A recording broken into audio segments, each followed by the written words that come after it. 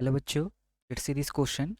The question says a transverse wave on a string has an amplitude of 0.2 meter and a frequency of 175 Hz. Consider the particle of the string at x is equal to 0 meter. It begins with a displacement of y is equal to 0 meter when time is equal to 0 second.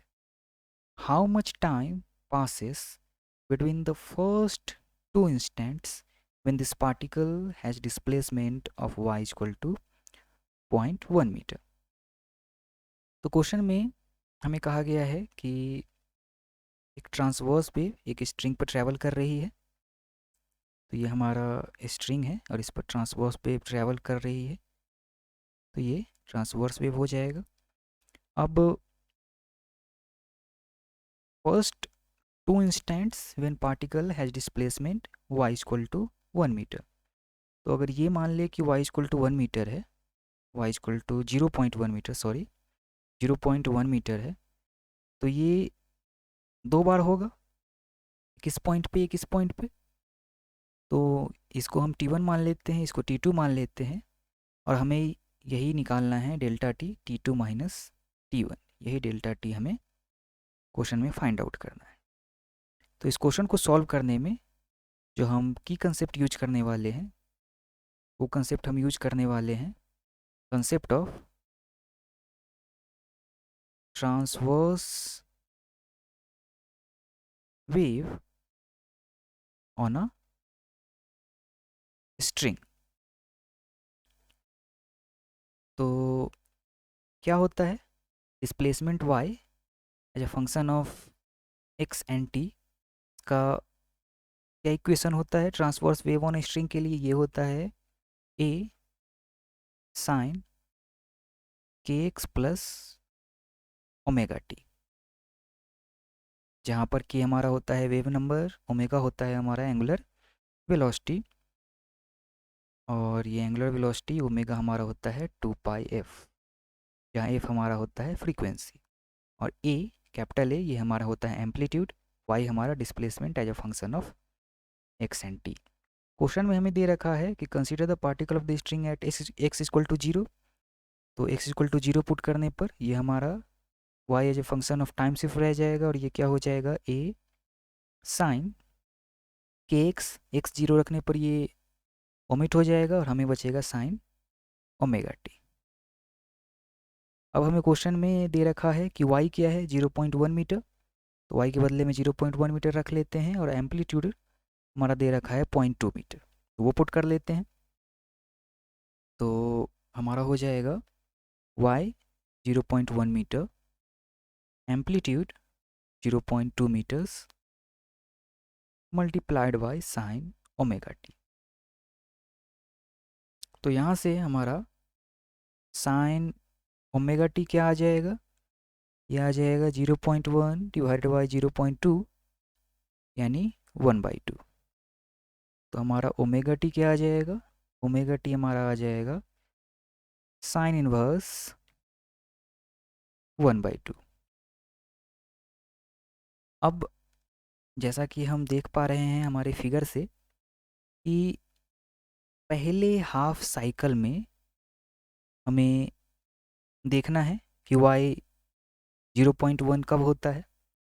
तो पहले half cycle के लिए, पहला half cycle, तो ये अगर हम, ये हमारा पहला हाफ साइकिल है, नीचे वाला हमारा दूसरा हाफ साइकिल होता है। पहले हाफ साइकिल में साइन 1/2 कब कब होता है, तो 1/2 होता है साइन एक बार 30 डिग्री पर, और दूसरा बार होता है